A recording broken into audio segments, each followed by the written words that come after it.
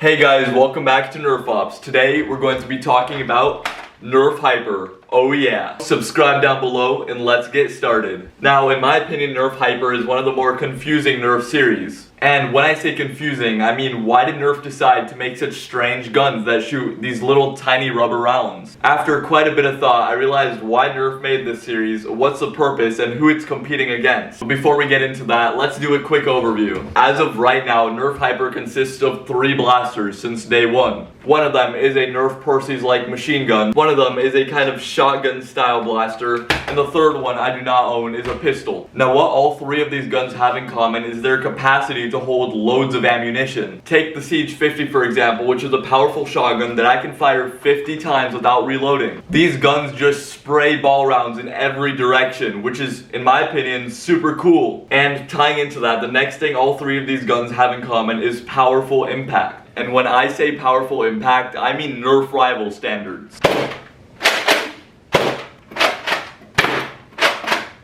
Yeah, these blasters fire so hard that they literally sting, which can be good and bad, but we'll get into that later. Finally, the third thing all 3 of these guns have in common is the design. As you can tell, these guns have loads of tactical rails, allowing you to hold more ammunition or Nerf rival attachments. In terms of comfort, they're not bad and pretty easy to hold and aim with. And they all have a kind of cool neon carbon fiber design that makes them look pretty cool and futuristic. Alright, those were our 3 pros about Nerf Hyper, and notice how we got through them pretty quick. Now, in order to tell you the downsides of the series, I'm going to explain to you why this series was made and who it competes with. The other day, my friend found one of these laying around my basement and asked me why I have random Orbeez on the ground. And that's when it dawned on me. Nerf Hyper is supposed to compete with Orby blasters. And if you don't know what those are, Orby blasters are guns that shoot little round water pellets. Hyper is Nerf's way of kind of making Orby-like blasters in order to cut into their industry. Great, now you know what Hyper competes with, what the purpose is, and why they were made. Let's get into the downsides. Oh yeah. The first downside is consistency.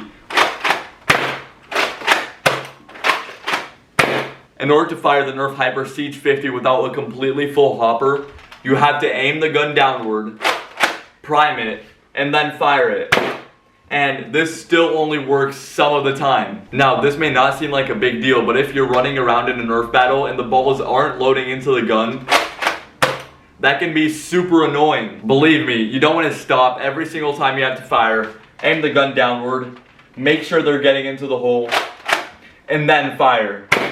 That's just way too much work per shot. Now, on the Mach 100, it isn't that bad because even when it's inconsistent, you'll still get some firepower. But on the Siege 50, when you're running around, sometimes you'll just get no results whatsoever. I'm sorry to say this, but I do not recommend the Siege 50.